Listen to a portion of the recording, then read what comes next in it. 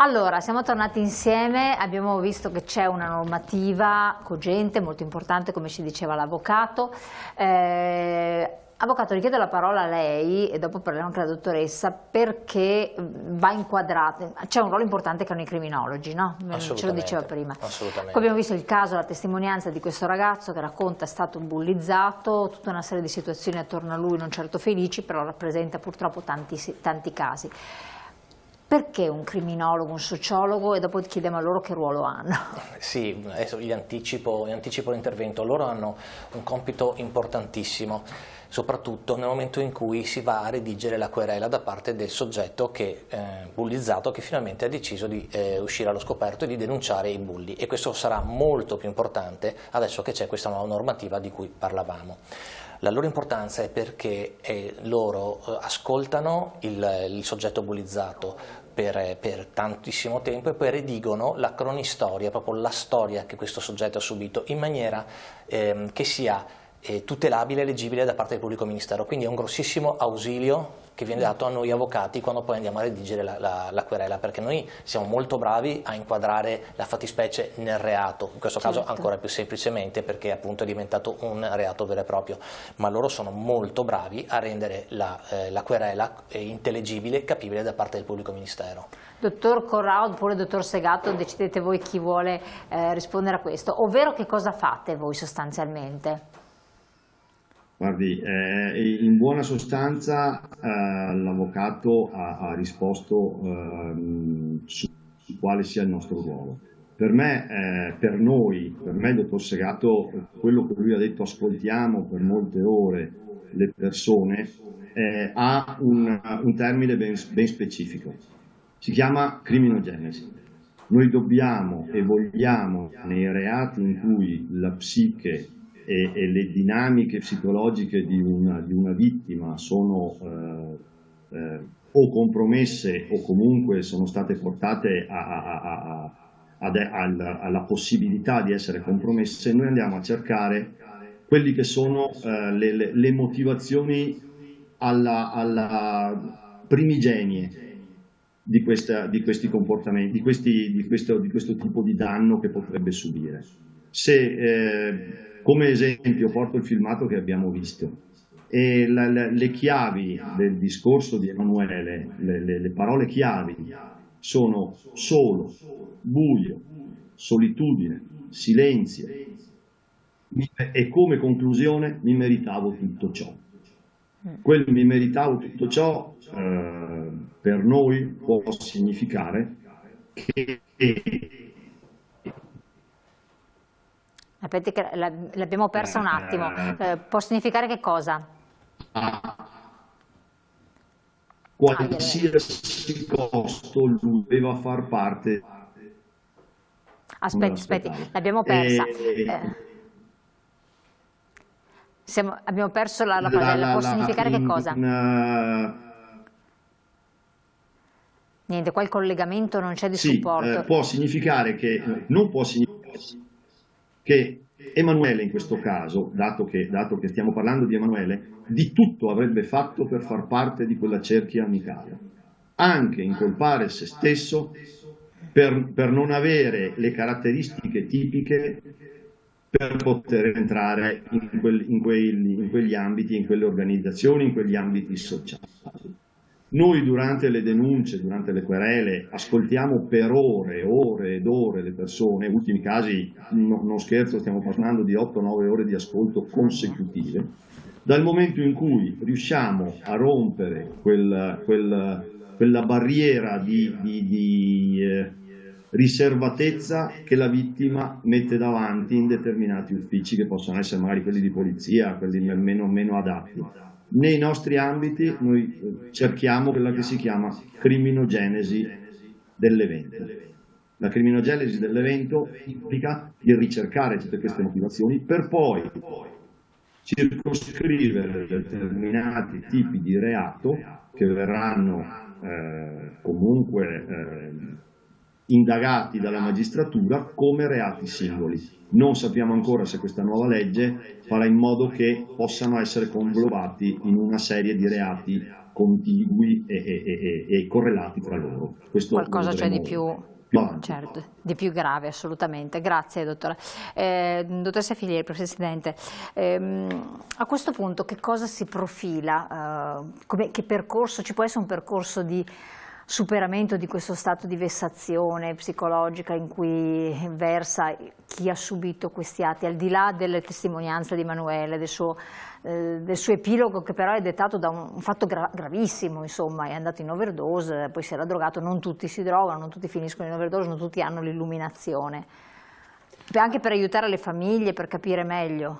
Allora, chiaramente, come ho detto prima, Emanuele ci ha portato uno spaccato di realtà e quindi uno di quelli che possono essere effettivamente poi probabili da anni. Guardiamo l'aumento e l'impennata rispetto all'abuso e uso di alcol tra i giovanissimi, l'uso di droghe, ma anche tutta una serie di poi disturbi che rimangono nella normalità, che vengono normalizzati, quali per esempio i disturbi del comportamento alimentare, che depressione. Esatto, cosa che diceva Emanuele ancora non c'erano, no? I DSI, disturbi del comportamento. Allora, i disturbi del comportamento alimentare, a differenza dei DSA piuttosto che ADHD, piuttosto quelli disturbi proprio diciamo così, dell'apprendimento, per esempio, una volta non erano così attenzionati, oggi si fa certamente più attenzione.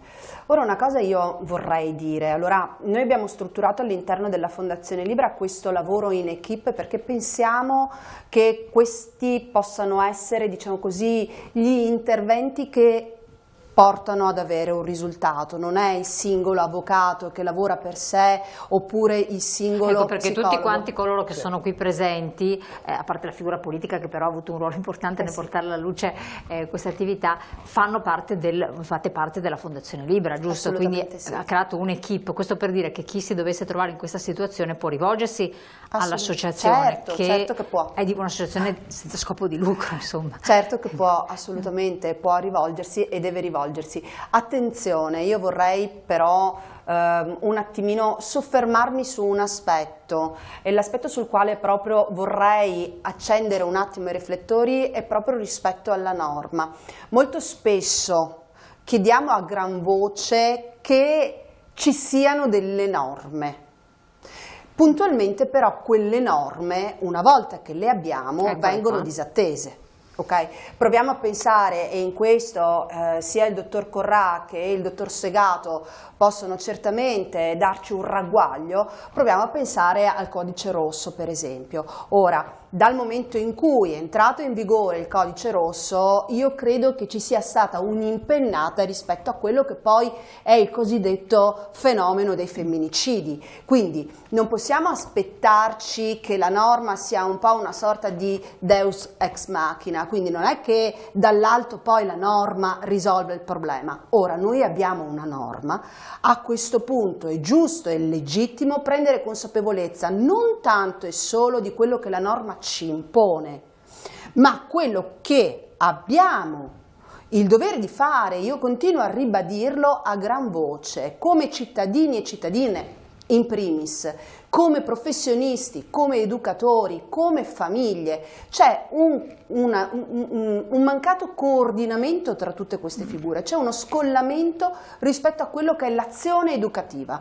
Stiamo nutrendo i nostri ragazzi di che cosa? Perché poi alla fine bisogna anche arrivare un po' a quello che è il nucleo del problema. Ma nessuno vuole avere responsabilità, perché prendersi la responsabilità vuol dire ammettere di aver sbagliato, mettersi in discussione e non tutti sono in grado di farlo, hanno voglia di farlo, insomma. Certo, però i nostri ragazzi ci stanno chiedendo delle cose. È vero, vivono all'interno di quello che è un sistema silente e all'interno di questo poi sono inglobati e conglobati. Ora però noi siamo degli adulti, quindi in quanto tali dovremmo avere quantomeno quel buon senso, quando anche mancasse tutto il resto, però dovremmo avere il buon senso per poter intervenire. Non basta una legge. Certo. E allora molto spesso mi domandano e mi chiedono, per esempio, ma cosa manca? E allora io giro sempre la domanda e chiedo, perché non ci domandiamo cosa abbiamo? Certo. E usiamo gli strumenti e le capacità che abbiamo. Ora, la scuola, la famiglia, la comunità, le istituzioni, quanto spesso diamo la colpa alle istituzioni? È facile. Vabbè, quasi sempre questo. Ecco, è la cosa più semplice. Però se io dovessi prendere adesso, ad esempio, la consigliera Cavinato, che rappresenta le istituzioni, non posso dire che la consigliera Cavinato non ha fatto nulla. Per noi la consigliera Cavinato ha fatto molto. Perché? Perché si è presa a cuore quello che è un problema e in qualche modo ci sta aiutando a divulgare quelle che possono essere delle buone pratiche. Certo. Quindi cosa serve? Cosa abbiamo? Quando andiamo nelle scuole molto spesso ci portano delle relazioni da parte degli insegnanti che individuano le criticità della classe. Ora io poi diciamo agli insegnanti, ma perché piuttosto che individuare le criticità non siamo in grado di individuare i punti di forza sui quali far leva? E allora se esistono le fragilità, perché lo siamo tutti un po' fragili, è inutile mascherarsi e utilizzare un pochino e giocare no, a nascondino, non è quello, siamo tutti fragili, riconoscersi fragili, adulti che sbagliano, che possono sbagliare, nel momento in cui ci ritroveremo a prendere consapevolezza che siamo adulti, educatori, professionisti, fallibili, in grado di sbagliare, allora riusciamo a dare un rimando positivo anche ai nostri ragazzi. La dottoressa consigliera ha detto fragilità, che era la parola un po' che volevo tirar fuori, però di fatto, secondo lei il contesto dove noi viviamo è più fragile rispetto a una volta? Dopo la stessa domanda la faccio anche a lei, avvocato, lo chiedo a voi che non siete addetti ai lavori, perché così non fate un'analisi approfondita, difficile, eccetera, una domanda che faccio anche ai nostri telespettatori. Perché questi problemi se ne parla di più, se ne deve parlare molto di più, però adesso che non una volta, che comunque i ragazzi, tutti quanti noi siamo stati tutti più o meno bollizzati, perché quando parliamo con gli anziani, no, questo dicono cosa vuoi che sia, si supera, ma allora siamo più fragili, non riusciamo più a reagire. Cosa è successo? Sono più fragili questi ragazzi? Secondo lei? No, direi di no, che la fragilità comunque poteva esserci anche in passato, magari veniva fuori in un altro modo piuttosto che così. Ecco, questa è la mia idea. O è un contesto più difficile quello attuale? Beh, ogni contesto, perché dipende anche dal momento storico, mi viene da dire, perché una volta c'erano problemi diversi, adesso ci sono problemi sì più articolati, però sono diversi rispetto a quelli di 50 anni fa. Ogni periodo storico secondo me ha le sue fragilità diverse. Secondo lei, avvocato? Ma secondo me i nostri guardando anche al suo passato. Sì, io quello che vedo è che secondo me i nostri adolescenti sono più fragili da un certo punto di vista, però non sono un esperto del settore. Come diceva il dottore, il fatto di vivere con i social che fanno da paravento li ha resi molto più fragili perché le interazioni non sono più persona su persona, ma sono filtrate da questo social, e quindi questo rende i rapporti interpersonali in maniera molto diversi. Lei è papà? Io sono papà di un adolescente, sì, per quello ho questa contezza. Esatto, questa contezza.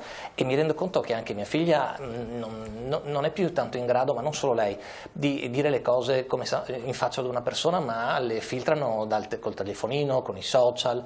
E l'altra cosa che li rende estremamente fragili è che loro cercano questo consenso non più all'interno di 2, 3, 4 persone che è il gruppo ristretto, ma all'interno di una comunità enorme come i social. Ecco. E questo secondo me è una cosa che li rende estremamente fragili. Destabilizzante. Sì, anche perché poi questo si inserisce il problema famoso del cyberbullismo. Bravissima, è quella che volevo arrivare. Anticipata. Per il cyberbullismo, avvocato, magari lo tratteremo con un capitolo a parte perché il tempo a disposizione non c'è. La normativa dice qualcosa? Sì, la normativa è quella del 2017, ha inquadrato questo fenomeno perché è estremamente grave, forse no, paritetico come quello del bullismo, perché in realtà avviene tramite lo strumento elettronico e quindi a volte crea anche un anonimato, quindi la vera e propria difficoltà del cyberbullismo è che spesso non si sa chi sia il soggetto che sta bullizzando. È più facile bullizzare perché poi i commentini soprattutto si è anche, sì, ma si è anche magari in un anonimato oppure con un fake, un profilo fake, quindi non è detto che il soggetto che uno reputa di avere dall'altra parte sia veramente colui che sta scrivendo, quindi è estremamente pericoloso. In realtà il cyberbullismo rientra sempre all'interno dei reati nei confronti della persona. La cosa importante è che ha dato una facoltà da parte del soggetto che subisce questi soprusi di chiedere a chi gestisce i dati una cancellazione immediata entro 24 ore. Qualora questo non dovesse avvenire, c'è la possibilità che il garante possa entro 48 ore provvedere lui direttamente alla cancellazione di questi dati, che è la cosa più importante in realtà, perché il cyberbullismo ha l'estrema pericolosità è che tutti i dati rimangono in rete e prima di cancellare, quindi di andare in oblio questi dati, passa tantissimo tempo, anzi forse non si riescono neanche mai a cancellare definitivamente. Resta sempre la reputazione. Questo è l'ulteriore problema. Quindi il cyberbullismo è estremamente pericoloso, anche perché poi avviene tramite la creazione di fake news, quindi anche lì dobbiamo... È molto articolato. È molto articolato ed è molto pericoloso. Dottor Segato, oppure dottor Corrado, decidete voi, il profilo del cyberbullo o del cyberbullizzato, del cyberbullo è diverso da quello che invece concretamente usa le mani, maltratta, il bullo normale, quando dovete fare un inquadramento? Sono molto spesso complementari. Bullismo, quello esercitato in presenza, e cyberbullismo vanno insieme. Grazie alla tecnologia noi un atto di bullismo fuori dalla scuola in cui abbiamo visto qualche spezzone nei vostri durante la trasmissione viene immesso. Innanzitutto qualcuno filma, sempre c'è qualcuno che filma, dopodiché questo viene immesso, quindi viene esposto. Lo stesso vale anche per casi di violenza singola. Posso parlare di un caso che conosciamo tutti, che è quello di Carolina Picchio, in cui un atto di bullismo effettuato in forma privata all'interno di una casa, poi con 2600 like di persone che non erano assolutamente presenti e che non conoscevano né la persona bullizzata né coloro i quali hanno realizzato il filmato, hanno dato la loro approvazione con 2600 puntini alzati, esatto, e hanno portato poi a rovinare il profilo sociale della ragazza, alla quale poi si è tolta la vita. Ora, fare una distinzione è difficile, cambiano le modalità, ma il problema è lo stesso. C'è una cosa da dire, se mi permette aggiungo brevemente, che mentre per quanto riguarda il bullismo espresso in presenza ci vuole una certa dote fisica, diciamo, per quanto riguarda il cyberbullismo anche il più gracile, lo chiamo così perché non siamo magari fascia protetta, lo può attuare, certo. È in grado di, da dietro uno schermo, combinare le cose peggiori. Certo. C'è un'altra questione che va considerata, che è riguarda velocissimo il web, perché siamo in chiusura. Andrebbe vigilato, però ne parleremo in altra sede. Sì, ne parliamo in un'altra occasione perché proprio il tempo è volato. Allora, sono tante le cose che sono emerse, io veramente vi ringrazio, è che proprio il tempo non c'è più a disposizione. E allora grazie al dottor Carlo Corrà, responsabile del Comitato Tecnico Scientifico della Fondazione Libra, criminologo e sociologo, e il dottor Tullio Segato, anche di criminologo e sociologo. Grazie a entrambi del collegamento, ci rendiamo conto della difficoltà di non essere presenti, ma siete stati molto importanti. Grazie a lei Presidente, dottoressa Filieri, Giuseppina Filieri, di essere stata qui con noi, di averci portato alla luce questi aspetti, ne parleremo ancora, quindi chiederò ancora la sua presenza, la sua disponibilità.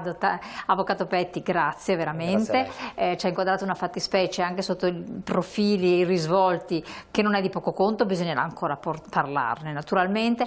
Grazie a lei consigliera. È importante parlarne anche, come diceva l'avvocato, nelle scuole, perché no? Sì. Quindi tra gli adulti, questo lo facciamo noi come riusciamo a farlo, ma anche tra i più giovani per avere consapevolezza, perché possa essere un deterrente la sanzione, insomma, in qualche modo. A voi cari telespettatori, grazie di aver seguito anche questa parte della nostra trasmissione, però dopo la pubblicità restate sempre con noi, non finisce qui, parliamo di un altro tema con altri ospiti, quindi io vi aspetto tra poco.